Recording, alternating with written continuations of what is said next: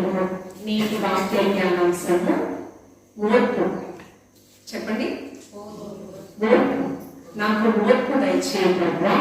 చెప్పండి, మా కుటుంబాలలో మాకు ఓర్పు దయచేయండి ప్రభువా.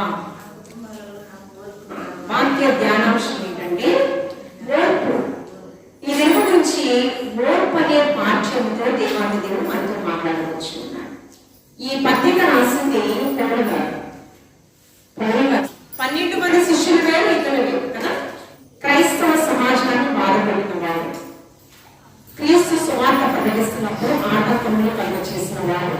ఒక దినము దమస్కు మార్గంలో దేవుని యొక్క స్వరం ఎప్పుడైతే వినబడిందో అప్పుడు తన పాపములన్నీ కూడా, తన పాత స్థితిని అంతా కూడా విడిచిపెట్టి ఒక క్రొత్త జీవితం బ్రతికితే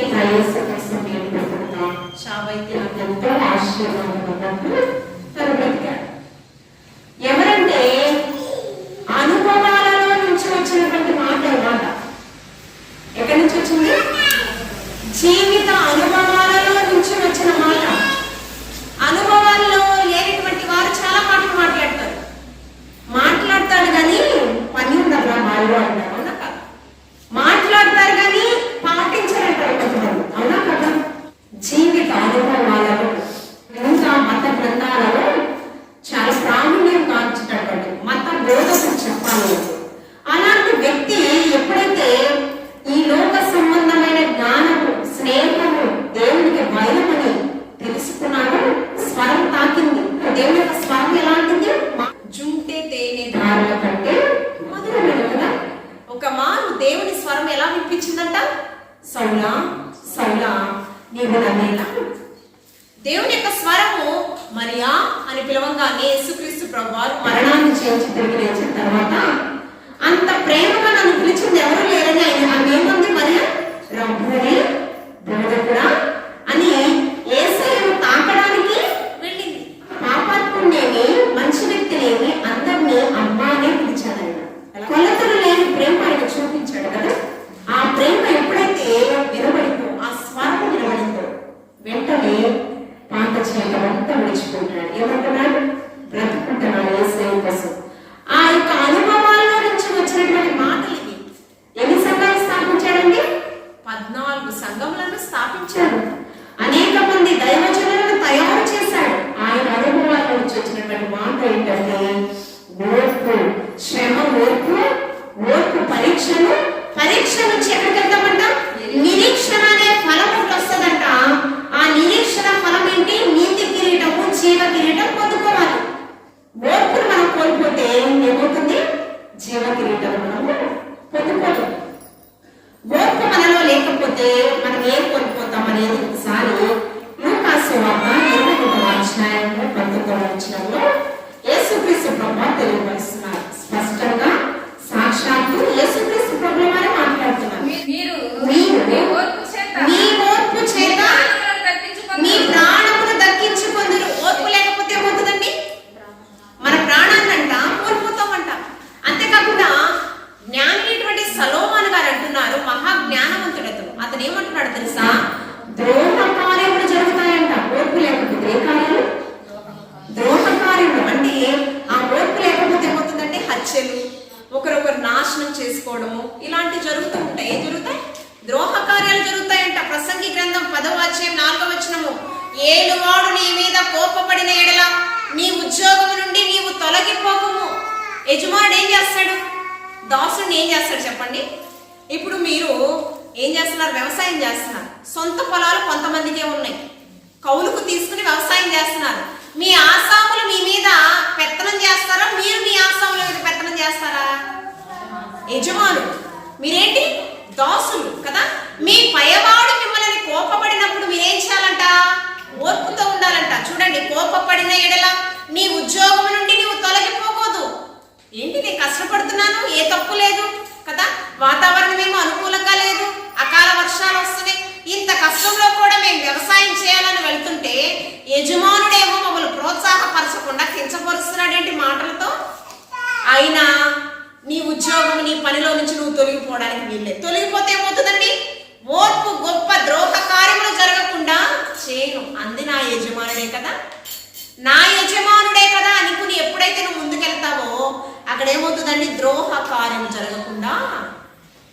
యేసుక్రీస్తు ప్రభువారు కూడా ఓర్పు నశించిపోయింది ఒక మారు. ఏమైంది? యేసుక్రీస్తు ప్రభువారికి ఒక మారు ఏమైందంటే ఓర్పు నశించిపోయింది. యేసుక్రీస్తు ప్రభువారు ఆయనకి మరణం లేదులేండి. శరీరధారిగా భూమి మీద 33.5 సంవత్సరాలు ఉన్నారు. 3.5 సంవత్సరాలు సువార్త ప్రకటించారు కదా. ఆ సువార్త ప్రకటించేటప్పుడంట ఆయన కానా అనే ఊరిలో ఒక వివాహ కార్యంలో నీటిని ద్రాక్షారసంగా మార్చాడు కదా. ఆ సూచక క్రియ చూసి మొట్టమొదటిగా ఆ శిష్యులందరూ ఆయన వెంబడించారంట. ఆ కింద వచనాలలో మనం చూసినట్లయితే అక్కడంట దేవుని యొక్క మందిరాన్ని వ్యాపార గృహంగా చేస్తున్నారంట. ఎలా చేస్తున్నారు? దేవుని యొక్క మందిరము ఇది పరిశుద్ధమైన మందిరం, ఇది ఆయన ఏం చేస్తున్నాడంట? వ్యాపార నిలయంగా చేస్తున్నారంట. అప్పుడు ఆయనకి కోపం వచ్చి ఒక మాట మాట్లాడారు, నా మందిరము సమస్త జనులకు ప్రార్థనా మందిరము అని. చాలా కోపం వచ్చింది. యేసయ్యకే ఓర్పు నశించిపోయిందంట. ఏమొచ్చింది? యేసయ్యే ఓర్పు అనేది నశించిందంట ఒక మారు. మరి మనం ఏ పాటి వారిని? కుటుంబాలలో భర్తతో నాకు ఓర్చుకుంటున్నానండి నేను నిన్ను. ఏమంటాం? ఒక కష్టం వస్తే ఏమంటామండి భర్తని? నేను నిన్ను ఓర్చుకుంటున్నాను, నిన్ను భరిస్తున్నాను. ఎందుకంటే యేసయ్య నీకు నన్ను జత చేశాడు, పరిశుద్ధమైన ఓర్చుకుంటున్నాను. ఓర్పు అనేది నాలో లేకపోతే నిన్నెప్పుడో విడనాడతాను. భర్త కూడా అంటాడు కదా, మనకు నచ్చని పనులు మనం చేస్తే కోపం రప్పిస్తే ఓర్చుకుంటున్నానమ్మా నిన్ను అంటారా లేదా? బిడ్డలు కూడా నిన్ను ఓర్చుకుంటున్నాను రా, నవమాసాలు పోసి కష్టపడి నిన్ను పెంచి పెద్ద చేసి ప్రయోజనం చేయడానికి మన రక్తాన్ని దారిపోస్తున్నాము, నీకు ప్రయోజకుడయ్యే అవకాశాలు ఆనవాడు మాలో కనిపించడం లేదా, ఓర్చుకుంటున్నాను రా అంటామా లేదా? అక్కడ ఏముంటుంది? మన కష్టం ఉంది. ఏమండి? మన కష్టం ఉంది, ప్రతిఫలం మనకు రావాలి కదా. అది రానప్పుడు మనకేమవుతుంది? ఓర్పు నశించిపోతుంది. చాలా సందర్భాలలో దినములో దినచర్యలో ఒక మారైనా అంటాం మనం, నేను ఓర్చుకుంటున్నాను. కాని మాట మాట్లాడుతున్నారు, నేను ఓర్చుకుంటున్నాను. ఇరుగు పొరుగు వారితో సమాధానపరచడానికి, సమాధానంగా ఉండడానికి నేను ఓర్చుకుంటున్నాను. ఎందుకు? మనుషుల మధ్య మనం బ్రతుకుతున్నాం. మనకేం కావాలంట? మొట్టమొదటి మనుషుల దయ కావాలి, రెండోది దేవుని దయ. యేసుక్రీస్తు ప్రభుల వారికి నా మందిరాన్ని పాడు చేస్తున్నారని, నా మందిరం వ్యాపారపు నిలయంగా మీరు చేస్తున్నారు, ఇది సమస్త జనులకు ఏమవును? ప్రార్థనా మందిరము. ప్రార్థన ఆలకించువాడా సర్వ శరీరులు నీ యొద్దకు వస్తారయ్యా. ఇది పరిశుద్ధమైనది. అపవిత్రమైనది ఏది కూడా దేవునికి మందిరంలోకి రావడానికి వీలు లేదు. అలాంటిది వ్యాపారంలో ఏముంటాయండి? వ్యాపారంలో అబద్ధాలు ఉంటాయి, మోసాలు ఉంటాయి, దగాలు ఉంటాయి, గోళ్ళు ఉంటాయి. ఈ మోసము, దగ ఇవన్నీ కూడా ధనాపేక్ష పనులుగా మీరు ఇక్కడ చేస్తానంటే నేను ఒప్పుకోను. యేసుక్రీస్తు ప్రభు వారికి ఒక మారు కోపం వచ్చింది, దేవుని యొక్క మందిరం పాడు చేస్తున్నాను. ఓర్పు అనే పాఠము యేసుక్రీస్తు ప్రభువారి నుంచి మనం నేర్చుకోవాలండి. చూడండి, ఈ యొక్క వాక్య భాగంలో చూస్తే పౌలు గారే అంటూ ఉన్నారు, ఓర్పు కంట ఒక మాదిరి యేసుక్రీస్తు ప్రభువారంట. రోమిలికి రాసిన పత్రిక 15వ అధ్యాయం 6వ వచనము, క్రీస్తు యేసు చిత్త ప్రకారము ఒకరితోనొకడు మనస్సు కలిగిన వారై ఉండునట్లు ఓర్పునకును ఆదరణకును కర్తయగు దేవుడు మీకు అనుగ్రహించునుగాక. ఓర్పుకి కర్త ఎవరు? ఓర్పుకి కర్త ఎవరు అన్నాను? ఓర్పుకి ఆదరణకు కర్తయగు యేసుక్రీస్తు ప్రభువారి యొక్క అడుగు జాడల్లో మనం బ్రతకాలి. మనుషులు ఎవరిలో ఓర్పు లేదు. ఎవరిలో ఉంది? యేసుక్రీస్తు ప్రభువారి దగ్గర. చాలా మంది కూడా మరియమ్మని కొనియాడుతూ ఉంటారు. నిజమే, ఘనపరచబడుతుంది అంటే ఆమెకున్న ఓర్పు. మరియమ్మకి ఎంత ఓర్పు ఉందండి కదా. ఆమె పరిశుద్ధురాలంట. మలాకీ గ్రంథం నుంచి మత్తయి సువార్త వరకు 400 సంవత్సరాలంట తన ప్రజలతో ప్రభు మాట్లాడటం మానేశాడంట.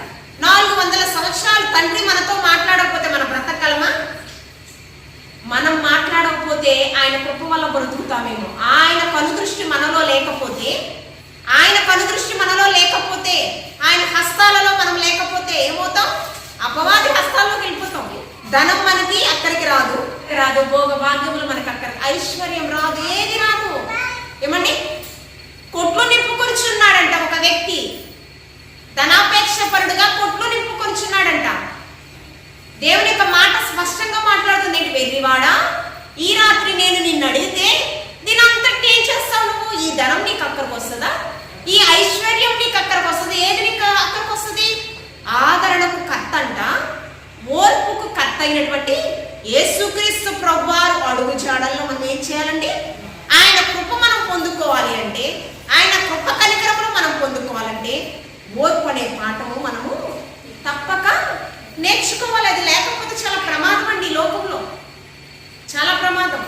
చూడండి, ఈ పరిశుద్ధ గ్రంథంలోనే మనం చూసినట్లయితే, పరిశుద్ధ గ్రంథంలో చూడండి, ప్రకటన గ్రంథాన్ని రాసింది శిష్యులలో ఒకడు యోహాను కదా.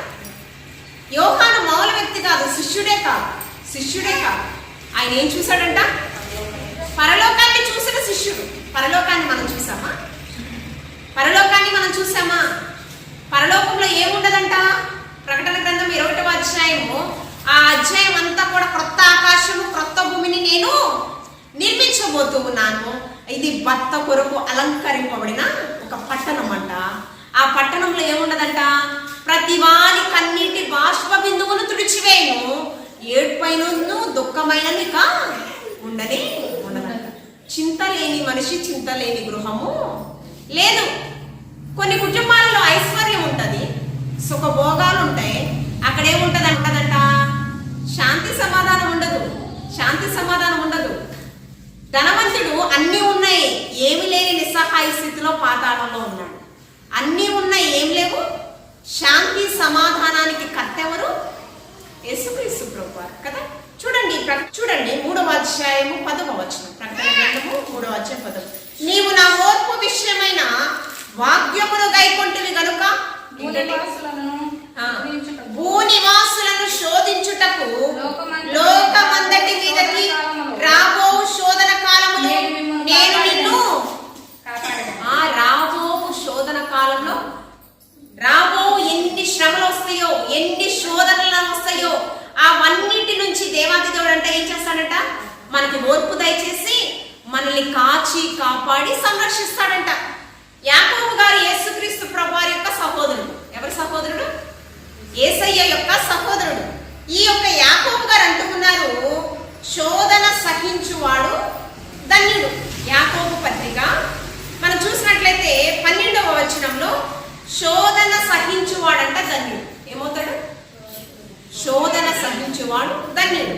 తర్వాత అతను శోధనకు నిలిచిన వాడై ప్రభు తన్ను ప్రేమించు వానికి, నేనేమన్నాను ఇందాక వాక్యంలో? ఓర్పు పరీక్ష నుంచి ఏమొస్తుందండి? నిరీక్షణ ఫలం ఒకటి వస్తుంది కదా. చూడండి, శోధనకు నిలిచిన వాడై, ఎవరైతే శోధనలో ఓర్పుతో పరీక్షలో నిలుస్తాడో వారికి ఏమొస్తుందంట? ప్రభు తన్ను ప్రేమించిన వానికి వాగ్దానం చేసిన జీవ కిరీటము పొందును. దేవుడు కీడు విషయమైన శోధింపబడనేరడు. మీకు కీడు కలగడానికి ఆయన శోధించడు. ఎవరు శోధకుడు? ఎవరు? అపవాది. మిమ్మల్ని శోధించేది ఎవరు? శ్రమల పాలు చేసేది ఎవరు? అపవాది కదా. చూడండి, శోధన విషయమై కీడు విషయమైన శోధింపనేరడు. ఆయన ఎవరిని శోధింపడు కనుక ఎవడైనా శోధింపబడినప్పుడు మనం ఏమంటాం? నా యేసయ్య ఏంటి ఇన్ని కష్టాలు తీసుకొచ్చాడు అంటామా లేదా? నాకేంటి నా యేసయ్య ఇన్ని కష్టాలు తీసుకొచ్చాడు. మన బిడ్డల్లో ఏదైనా కష్టం వచ్చినప్పుడు ఏంటి నా బిడ్డలు చాలా మంచి పిల్లలు కదా, ఏంటి ఇంత కష్టం అంటామా లేదా? ఖచ్చితంగా అంటామండి. అందుకని ఆయన అంటున్నాడు, నేను దేవుని చేత శోధించబడుచున్నానని అనకూడదంట. నీకు కష్టం వచ్చిందని నాకు ఈ ముళ్ళు దేవుడే పెట్టాడు అని అనకూడదంట. ఆయన కీడు చేయడానికి రాలేదు ఇక్కడ, కీడు నుంచి మనల్ని తప్పించడానికి ఇలా కనుకొచ్చాడు. శోధకుడు అపవాది మిమ్మల్ని కీడు చేస్తాడు. ఒకవేళ నీకు తెలియక నా యేసయ్యే నాకు కీడు తలపెట్టాడనే మాట నోటు నుంచి రావడానికి వీలు లేదు. ప్రతి వాడును తన స్వకీయమైన దురాశ చేత ఈర్వబడి మరులు కొల్పబడిన వాడై శోధింపబడి. అంటే ఎవరు చేసిన అపరాధములను బట్టి వారు కీడు అనుభవిస్తూ ఉంటారు కదా. దురాశ గర్భమును ధరించి పాపమును కనుక పాపము పరిపక్వమై మరణమును కలుగు. నా ప్రియ సహోదరులారా, మోసపోకుడి. శ్రేష్టమైన ప్రతి యూయు సంపూర్ణమైన ప్రతి వరమును పరసంబంధమైన జ్యోతిర్మయుడకు తండ్రి యొద్ద నుంచి నీకేమి కావాలో, శ్రేష్టమైనది ఏ ఈవి నీవు కావాలో, ఏ ఆశీర్వాదం నీకు కావాలో, పరసంబంధమైన ప్రతి ఆశీర్వాదాలు ఎక్కడి నుంచి వస్తాయి చెప్పండి? ఎక్కడి నుంచి వస్తాయి? పరము నుండే వస్తాయి. మొట్ట మొట్టమొదటిగా పరమ తండ్రి ఆయన పోలికలో ఆదాము అవ్వలను సృజించుకున్నాడు కదా. సృజించుకున్న తర్వాత ఏదైనా తోట ఆదాము గారిని సృజించక మునిపే ఏదైనా తోటను నిర్మించాడు. ఎవరిని? ఇప్పుడు వివాహం అయిన తర్వాత బిడ్డలు పుట్టిన తర్వాత వాళ్ళ కోసం కష్టపడదాం అనుకుంటామా? వివాహం అయిన తర్వాత బిడ్డల కోసం ఒక ప్రణాళిక ఉన్నప్పుడు, వాళ్ళు బిడ్డలు వచ్చిన తర్వాత వాళ్ళని ఎలా పెంచాలో ఒక ప్రణాళిక ముందే వస్తుంది. అవునా కదా? ప్రణాళిక లేకుండా బిడ్డలు కట్టామా? కాదు కదా, ముందే ప్రణాళిక ఉంటుంది. అలాగే ఏదేను తోటలో పరమ తండ్రి అంట వారి బిడ్డలైనటువంటి ఆదాము గారి అవ్వమ్మ గారిని నిర్మించక ముందే ఆయన పోలికలో ఆయన ఒక ప్రణాళిక ఉందంట. ఏంటి? ఏదేను తోటలో భూ సంబంధమైన ప్రతి ఆశీర్వాదం ఉంచాడట బిడ్డల కోసం. నా బిడ్డలు ఆదాము అవ్వ రానున్న తరతరాలు సమృద్ధితో నింపబడాలని. వాటి మీద అధికారిగా ఎవరు పెట్టారు తెలుసా? పరమ తండ్రి నేను సృజించాను కదా, నా నోటి మాట ద్వారా కలుగునుగా కంటే కలిగింది కదా అని అన్నది ఆయన. సర్వాధికారాలు ఎవరికి ఇచ్చారు? సర్వాధికారాలు ఎవరికి ఇచ్చారండి? ఆదాము గారికి ఇచ్చారు. యేసయ్య పరమ తండ్రి చాలా త్యాగం ఉంది ఆయనకి. మనం ఇస్తాం అలాంటి అవకాశం? అరే ఫుల్ రైట్స్ నాకేరా, ఎందుకంటే నేనే కష్టపడ్డాను, తప్పే ఉంది. కష్టపడ్డవాడు నాదే అనడం తప్పేం లేదు కదా. కానీ పరమ తండ్రి అనలేదు. కష్టపడిందేమో దేవుడు, కానీ కనపరుస్తుంది ఎవరిని? అధికారిగా నిర్మిస్తుంది ఎవరిని? ఆయన ఏమంటున్నాడు తెలుసా? మొదటి అధ్యాయం 28వ వచనంలో, మీరు ఫలించండి. మీరేం చేయాలి? ఫలించండి, ఆశీర్వాదాలు మెండుగా పొందుకోండి, అభివృద్ధి పొందండి. అభివృద్ధి పొంది విస్తరించి దీన్ని మీరు స్వతంత్రించుకోవాలి. ఏం చేయాలి? దీన్ని మీరు లోపరుచుకోవాలి. మీరు ఫలించాలని దేవాది దేవుడు ఆశపడుచున్నాడు. అయితే ఆయనకు ఒకటే షరతు పెట్టాడు, కోర్పు నశించుటకు కారణమైంది. ఒకటే షరతు పెట్టాడు. ఏదైనా తోటలో సర్వాధికారాలు ఇచ్చాడు. స్వార్థపరులు కదా మనుషులు. ఇక్కడ ఏమైంది? శోధకుడు అపవాది శోధించడానికి మొట్టమొదటిగా ఆదాము గారి దగ్గరికే వచ్చారు. ఆదాము బలహీనపరచబడలేదు, ప్రేరేపితం కాలేదు. భార్య మాత్రమే మాటలకు, కుయుక్తి మాటలకు ప్రేరేపితమయ్యి ఆ ఫలము తన తినడమే కాదు తన భర్తకి ఇచ్చింది. పాపానికి వచ్చి ఈ స్వయంకృత అపరాధముల వల్లే మీరు కీడు తలపెట్టుకుంటున్నారు. నేను కాదు మీకు కీడు తలపెడుతుంది. దేవుడు ఏమంటున్నాడు? మీ కీడు వచ్చిన ప్రతిసారి నా యేసయ్యే నా కీడిచ్చాడని మీరు అనుకుంటున్నారేమో. ఇక్కడ ఆదామా నీవెక్కడా అంటే ఆదాము గారు ఏమంటున్నారు? నీవు చేసిన పని ఏంటంటే నువ్వేమనాలి? అయ్యా క్షమించు ప్రభువా, నాకు అధికారిగా యజమానుడిగా ఉంచావు ప్రభు అనాలి. ఏం చేశాడు? నీవిచ్చి నీ భార్య చేసింది అయ్యా ఈ పని. మనుషులు ఎలాంటి వాళ్ళు? అలాంటి వాళ్ళు. మనుషులు అవకాశవాదులు వారి ఉనికిని వారు కాపాడుకోవడానికి ఎవరి మీదైనా నింద వేయడానికి. ఇక్కడ ఆదాము గారే భార్య మీదే నింద వేయడానికి ఏమాత్రము నీవు ఆ మనిషిని ఇవ్వకపోతే ఈ పాపం జరిగేది కాదయ్యా అన్నట్టు మాట్లాడుతున్నాడు. ఏమండి? అంటే దేవుడికే ఓర్పు లేదంట. దేవుడికే ఓర్పు అనే పాఠం చాలా ప్రాముఖ్యమైందండి. మనం ఏమవ్వాలంట? ఫలించాలి. మీకు మోషే తెలుసా? మోషేనంట నిర్గమాకాండం 7వ అధ్యాయం 1వ వచనం తీయ. ఐగుప్తీయులు రాజు ఒకడు ఉన్నారు, అతని పేరు ఫరో. ఆ రాజుకి సామాన్యమైన వ్యక్తి నిన్ను దేవుడుగా నియమించుచున్నాను మోషే అంటూ ఉన్నాడు. మోషే నీవు మానవుడు అనుకున్నావేమో, కాదు. నీవు మానవుడు కాదు. ఎలాగా? ఫరోకి నిన్ను దేవుడుగా నియమించుచున్నాను మోషే అంటున్నాడు. నిర్గమాకాండం 7వ అధ్యాయం 1వ వచనం. దేవుడుగా ఉండడం అంటే ఎంత గొప్ప విషయం అండి. దేవుడుగా అసలు ఎంత గొప్ప ఆధిక్యత అండి. దేవుడు మనల్ని ఎలా బలపరచాలని ఆశపడుతున్నాడు. దేవుడుగా ఉంచాలనే ముందు నీకు ఓర్పు అనే పాఠం అవసరం. మోషేకి ఏం అవసరం అంట? మోషే అనే మాటకి అర్థం ఏంటి? నీటి నుంచి తీయబడిన వాడు. ఎక్కడి నుంచి? నీటి నుంచి తీయబడిన వాడు. అమ్రాము యొకబెతుల కుమారుడు మోషే. అతడు దేవునికి కావాలి. ఎవరికి కావాలి? శోధకుడైనటువంటి అపవాదికి కావాలి మోషే. అన్యులకు ఐగుప్తీయుల ఎదుట ఫరోకి దేవుడుగా నియమించాలి. అయితే దేవుడుగా ఉండడం అంటే ఎంత సామాన్యమైన విషయం అంటే ఆయన యేసుక్రీస్తు ప్రభువారు ఎంత పోల్చుకున్నాడు? పొందినంతగా ఓర్చుకున్నాడు. అవునా కదా? ఏమండి, ఓర్చుకున్నాడా లేదా? అన్ని శ్రమల్లో మనమైతే ఏం చేస్తాం? శిలువ శ్రమల్లో, అన్ని శ్రమల్లో అయితే మనం ఏం చేస్తాం? ఒరే చంపేస్తే ఒకసారి చంపేదా అంటావా లేదా?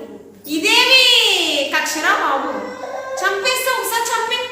శత్రువు ఒక వ్యక్తి మీద దాడి చేస్తున్నప్పుడు అసలు ఈ చావు నాకొద్దు, ఈ చావు పగవాడికి కూడా రాకూడదు, పగవాడికి కూడా. యేసయ్య ఎన్ని మాటలు మాట్లాడాలి? అన్ని మాటల్లో ఒక మారైనా నోరు జారాడా? ఆయన నోరు జారాడా? జారలేదండి.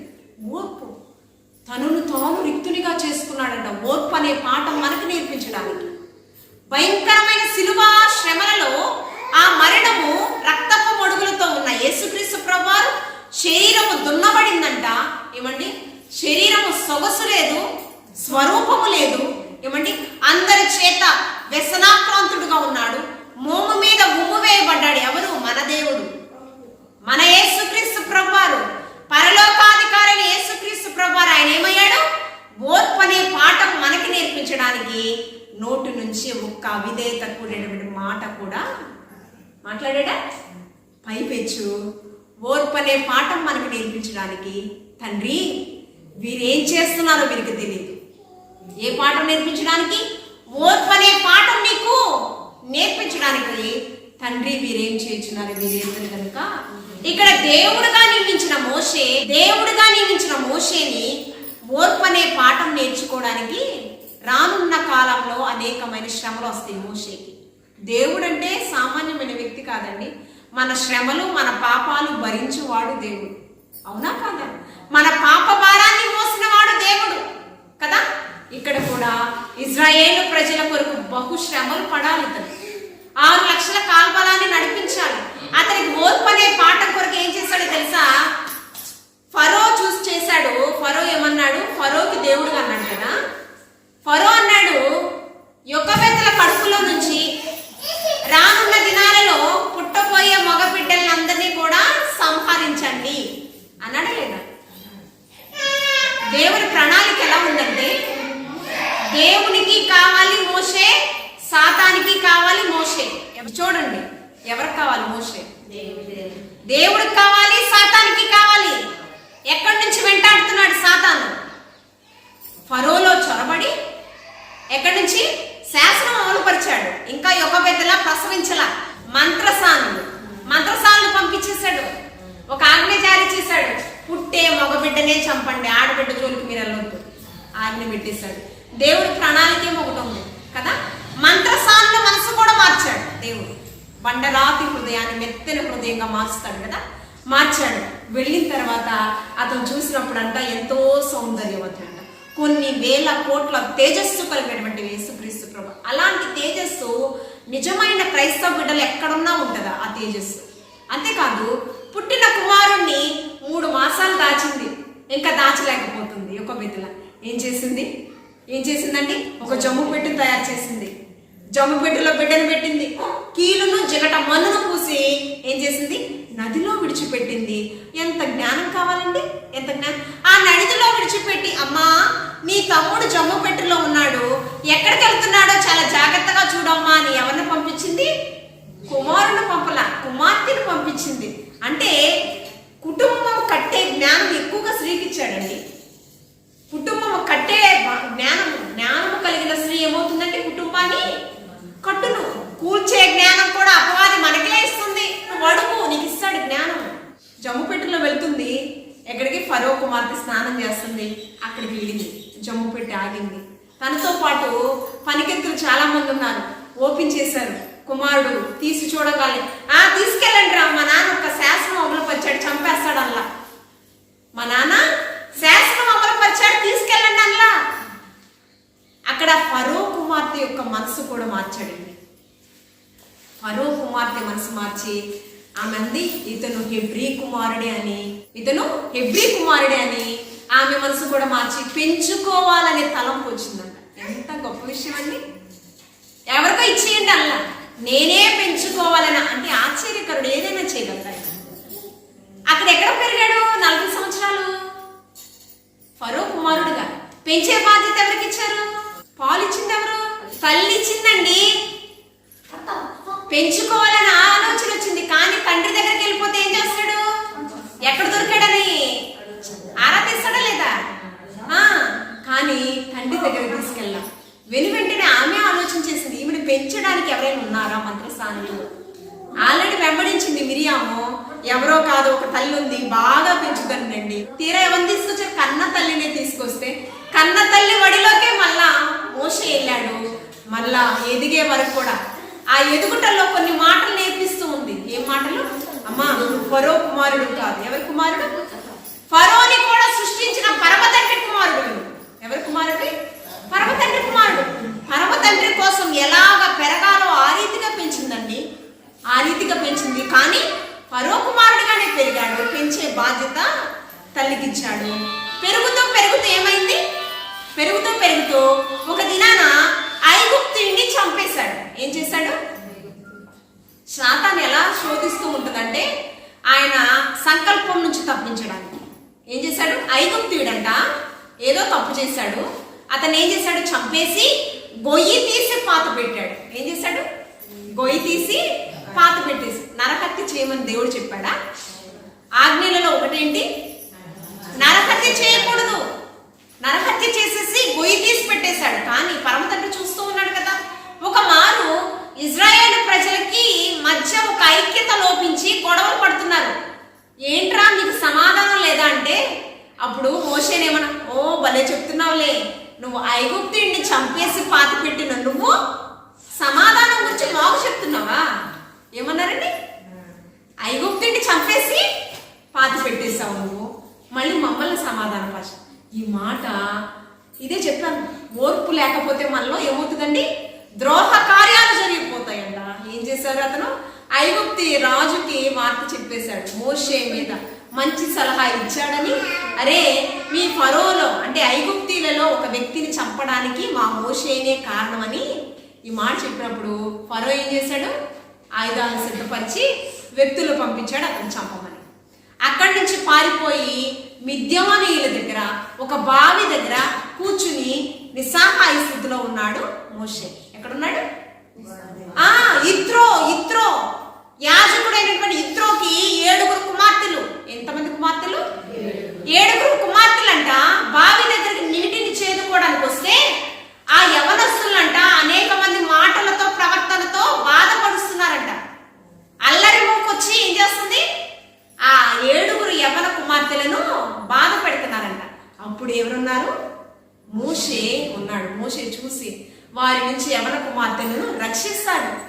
యాజకుడు అడుగుతాడు, ఇంత లేట్ అయింది ఏంటమ్మా నీరు చేదుకోవడానికి వెళ్ళి అంటే ఏమంటుందో తెలుసా? వాళ్ళు, అమ్మా నాన్నగారు అల్లరి మోకొచ్చి ఇలా చేయబోయారు, ఒక వ్యక్తి మమ్మల్ని కాపాడాడు. అదేంటమ్మా, అతను మన ఇంటికి తీసుకురాకుండా ఆతిథ్య ధర్మం ఇవ్వట మరొకకుడి, అట్టిది దేవునికి ఇష్టమైనది, సనుగకుండా ఆతిథ్య ధర్మం ఇవ్వకూడదు. ఎలా ఇవ్వకూడదు? సనుగుడు పాపం. ఆతిథ్యం ఇచ్చేటప్పుడు సనుగుడుతో ఇవ్వకూడదు. ఇచ్చిన తర్వాత దాని గురించి మాట్లాడకూడదు. అర్థమవుతుందా? ఇప్పుడు ఏంటి? చేసిన మేలకు ఆతిథ్యం ఇవ్వాలి. తీసుకుని వచ్చాడు. ఇక్కడ మోషేకి ఫరో రాజరికం లేదు, ఆస్తులు లేవు, అంతస్తులు లేదు, బలం లేదు, బలగం లేదు, కుటుంబం లేదు. ప్రాణ భయంతో పారిపోయి వచ్చిన వాడు. ఇతనికి కుమార్తె ఎవరైనా ఇవ్వడానికి ఇష్టపడతారా? అమ్మా ఇస్తారా? అటు 7 తరాలు ఇటు 7 తరాలు, 1000 అబద్ధాలు, కుటుంబంలో అన్ని ఉన్నాయా లేవా, ఆస్తి అంతస్తులు ఉన్నాయా లేవా అన్ని చూసి ఏమీ లేని ఇత్రో సిప్పోరానిచ్చి, సిప్పోరా అనగా పిచ్చుక, ఇత్రోకి పెద్ద కుమార్తె సిప్పోరానిచ్చి వివాహం చేశాడు. ఏం చూసి చేశారు చెప్పండి? పర్లేదు చెప్పండి, మీ మనసులో ఉన్న ఆలోచన పర్లేదు, అది కరెక్ట్ అయినా రామాయణ. ఏం చూసి చేశాడు? మ్యారేజ్ చేశాడు. అవునండి, మంచి హృదయం. మంచి హృదయం, క్యారెక్టర్ అనేది చాలా ప్రాముఖ్యమైనది క్రైస్తవ సమాజానికి. క్యారెక్టర్, ఆ క్యారెక్టర్ లేకపోతే చాలా ప్రమాదం కదా. ఆ క్యారెక్టర్ చూసి తన కూతురినిచ్చి వివాహం చేయడే కాదు, యాజకుడు కొన్ని గొర్రెల మేకల మందకి అధికారి. అంతేకాదు ఆస్తిలో కూడా భాగస్వామ్యం ఇచ్చాడు అల్లుడైన మోషేకి. అంతేకాదు రాజుగా ఉండాలి కదా, రాజు మీద విజయాన్ని పొందుకోవాలి కదా. గొర్రెల మేకల మందం మేపడం అంటే కష్టమా ఈజీయా చెప్పండి మీరు? అమ్మా కష్టమా ఈజీయా? చెప్తే చెప్పండి. కష్టమే. నశించిన దానిని వెదకి రక్షించుట కొరకు యేసుక్రీస్తు ప్రభువారు మనుష్య కుమారుడుగా ఈ లోకానికి వచ్చాడు కదా. ఆయన గొర్రెల మందని మేపే ప్రక్రియలో ఏమవుతుంది, ఒక్కొక్క గొర్రె ఒక్కొక్క వైపు వెళ్ళిపోతాయి, అవునా కదా. అక్కడ ఏమి కావాలి, ఓర్పు అనే పాఠం నేర్పించడానికి గొర్రెలను మేపే కాపరిగా పెట్టేశాడు. ఎక్కడి నుంచి పెట్టాడు? ఫరో కుమారుడుగా ఉన్న ఇతను ఓర్పు అనే పాఠం నేర్పించడానికి ఎక్కడికి వెళ్ళిపోయాడు? గొర్రెల కాపరిగా. అక్కడ ఎన్ని సంవత్సరాలు గొర్రెల మందను మేపాడు తెలుసా? 40 సంవత్సరాలు గొర్రెల మేకల మందను. ఈ యొక్క ఫరోకి దేవుడు కంటే, ఇజ్రాయేలు కొన్ని లక్షల మందిని జనాంగంగా నడిపించే నాయకుడు కంటే వారికి నాయకత్వపు లక్షణాలు కావాలి. ఏం కావాలి? నాయకత్వపు. కుటుంబాన్ని ఒక 4, 5, 2 లేక 3 అన్నట్టు 4 కుటుంబాన్నే చక్క పెట్టుకోలేకపోతున్నాం, అవునా కాదా? 6 లక్షల ప్రజలను చక్క పెట్టాలంటే ఎంత నాయకత్వపు లక్షణాలు కావాలండి? ఎంత ఓర్పు కావాలండి చెప్పండి? 2, 3 మధ్య ఓర్పు లేదు, లక్షల మంది జనాంగం మధ్య ఎంత ఓర్పు కావాలి? అందుకని ఓర్పు నీకు మనుషుల దగ్గర దొరకదు మోషే. ఎక్కడ దొరుకుతుందండి? మోగజీవుల దగ్గర నువ్వు వెళ్ళి నేర్చుకొని. అంతేకాదు ఈ నాయకుడు దాసులకి తన బిడ్డలకి మంచి ఆశీర్వాదాలు ఇవ్వాలి, మంచి మేళ్ళు మంచి ఆలోచనలు వారికి చెప్పాలి. పచ్చిక గల చోట్ల ఆ గొర్రెలను మేకలను పరుండ చేయాలైనా. తన ప్రాణానికి, గొర్రెల మేకల మందకి ప్రాణానికి సేద తీర్చేవాడిగా ఉండాలి. నశించిన మన గొర్రెలను, మనల్ని యేసుక్రీస్తు ప్రభువాడు సంరక్షించడానికంట ఒక ఉపమానం చెప్పాడు. ఏంటి ఉపమానం? 100 గొర్రెలుంటే ఒక గొర్రె తప్పిపోయిందంట. ఏమైపోయింది? తప్పిపోతే అంట 99 గొర్రెలను విడిచిపెట్టంట. అంటే అంత ప్రేమ చూపించాలి. పోతే పోయింది, ఒకటేగా పోయింది, 99 అనుకోవాలా. యజమానుడు ఏమనుకున్నాడు? ఆ తప్పిపోయిన గొర్రెను వెతికి రక్షించడానికి చాలా ప్రయాసపడ్డాడంట కొన్ని దినాలు. మరలా అది దొరికిన తరువాత చాలా సంతోషంతో గొప్ప విందుని. ఎంత గొప్ప విషయం అండి! గొర్రెల కాపరికి, నాయకుడికి ఉండే లక్షణం, కుటుంబ యజమానుడికి, యజమానురాలకు ఉండే లక్షణము ఓర్పు అనే పాఠం మనలో ఉండాలి. దావీదు రాజుగా అయ్యే ముందు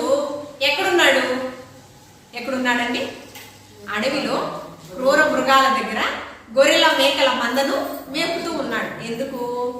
రాజుగా అవ్వాలి అంటే, రాజరికాన్ని చేపట్టాలంటే, శత్రు రాజ్యం మీద తన రాజ్యాన్ని కాపాడుకోవాలంటే ఎన్నో లక్షణాలు కావాలి, ఎన్నో మెలకువలు కావాలి. అవన్నీ సంపాదించడానికి ఎక్కడికి పంపించాడు?